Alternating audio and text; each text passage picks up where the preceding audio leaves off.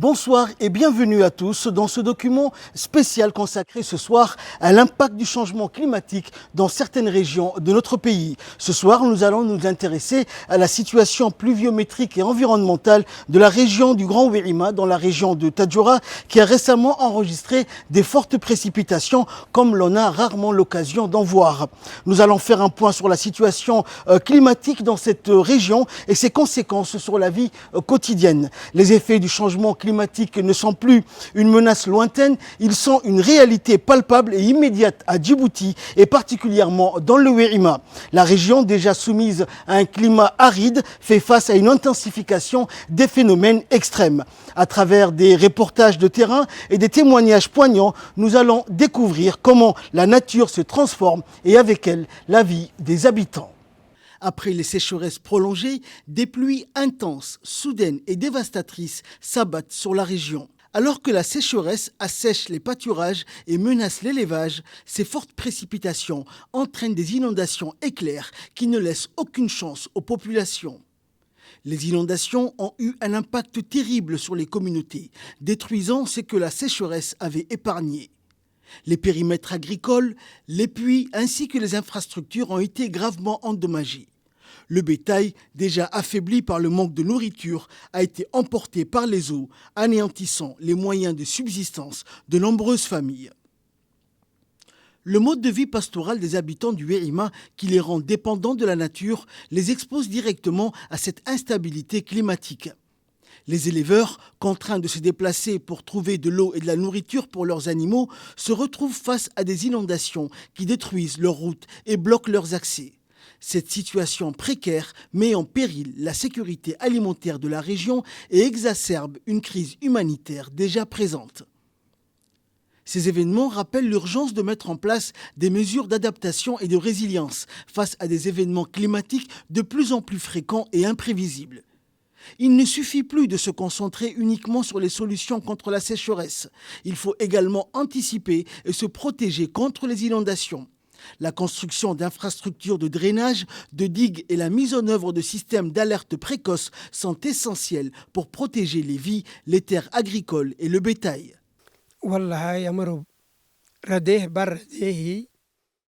Les habitants du village de Adaylou nous ont confié leurs sentiments et leur désarroi face à cette situation inédite. Nous avons rencontré des sages, des femmes leaders et des jeunes de ce village. Ils ont indiqué que ces pluies les ont surpris en pleine nuit.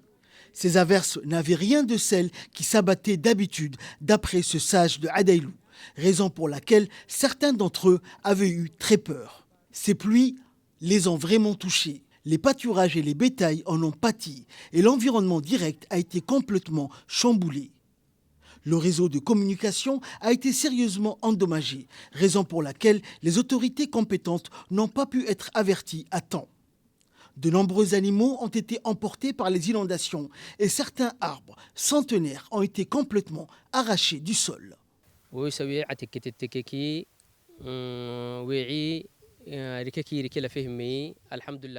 Les agriculteurs et les éleveurs ont énormément perdu lors de ces inondations. Les gabions servant de protection au périmètre agricole ont été emportés par les eaux. Les puits d'eau potable ont été contaminés par les eaux boueuses des crues de l'Oued. Ces inondations ont endommagé une bonne partie du parc solaire du village d'Adaylou. Les habitants nous ont assuré qu'aucune victime humaine n'était à déplorer, mais de nombreuses habitations ont été emportées par les eaux.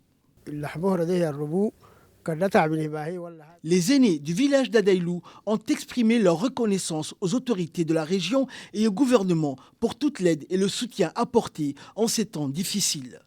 Les habitants ont exprimé leur gratitude, mais ont également émis le souhait de renforcer les barrières de protection pour que l'Oued ne déborde plus à l'avenir.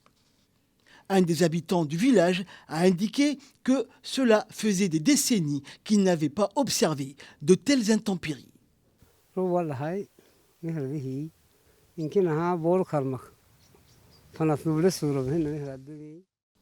Les habitants ont indiqué que ces pluies les avaient surpris, mais le plus surprenant, c'est qu'elles étaient accompagnées de rafales de vent forts. Ces pluies ont duré plusieurs heures, sans arrêt et sans répit.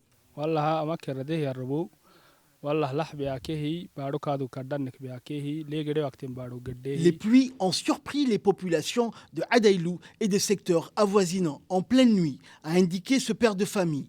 De nombreuses habitations ont été emportées par les eaux, ainsi que quelques-uns des dromadaires.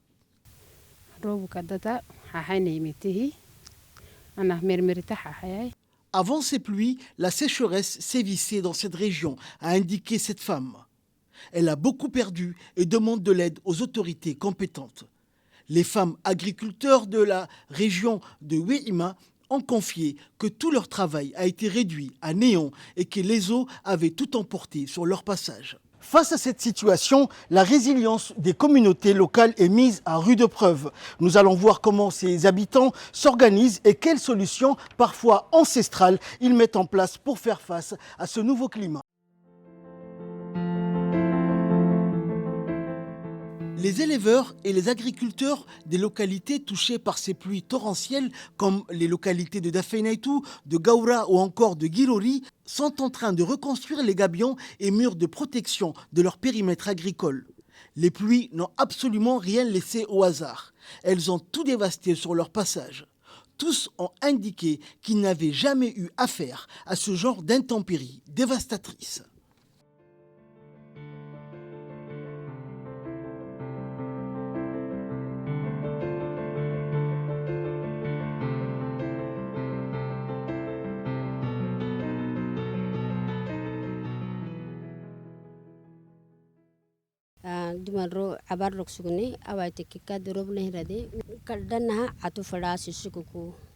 Les cultures qui représentent une source de revenus vitale pour de nombreux habitants ont été dévastées.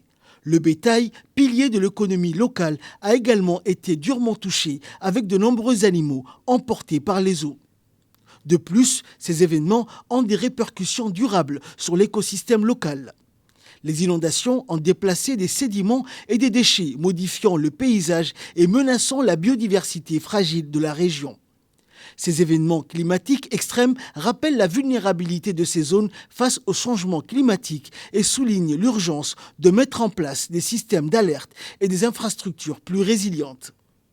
Ces événements sont de plus en plus fréquents et intenses en Afrique en raison du changement climatique qui aggrave la fréquence et la gravité des phénomènes météorologiques extrêmes.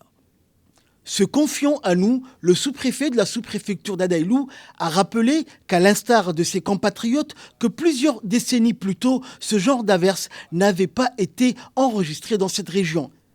Et c'est aussi l'avis des sages et notables de cette région. Il a lancé un appel solennel aux autorités et au gouvernement pour aider ceux et celles qui ont été les plus touchés par ces intempéries sans précédent.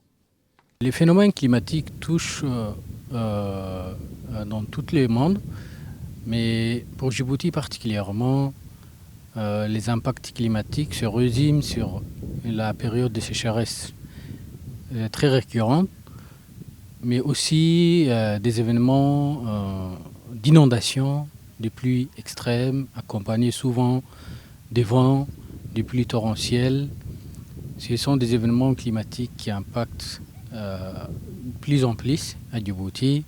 Ce phénomène est observé depuis chaque décennie. Et aujourd'hui, ce qui est passé à Adaïlou, c'est un phénomène qui résulte des phénomènes climatiques. Après une longue période de sécheresse, les pluies est arrivée soudain. Ces pluies étaient torrentielles, étaient accompagnées de vents violents et des grêles, a causé beaucoup de dégâts matériels, mais aussi des dégâts environnementaux qui sont aujourd'hui visibles. Il y a eu des fortes érosions éoliennes, et afin que les populations rurales ou les populations vulnérables s'adaptent à ces phénomènes. La crise climatique n'est pas une menace lointaine pour la région du Wéhima. C'est une réalité dévastatrice qui se manifeste aujourd'hui. Comme nous l'avons montré, les inondations ont déjà emporté des hectares de terres agricoles vitales et décimé les troupeaux de bétail, laissant de nombreuses familles sans leur principale source de revenus et de subsistance. Mais au-delà des pertes, le courage et la résilience de la population du Grand Wéhima nous rappellent l'importance de l'action. Ils ne sont pas de simples victimes, mais des acteurs qui s'adaptent et se battent pour leur survie. Leur histoire est un appel à l'aide urgent, mais aussi une source d'inspiration. C'est ainsi que ce numéro touche à sa fin. Merci pour votre très aimable attention et à très bientôt, Inch'Allah.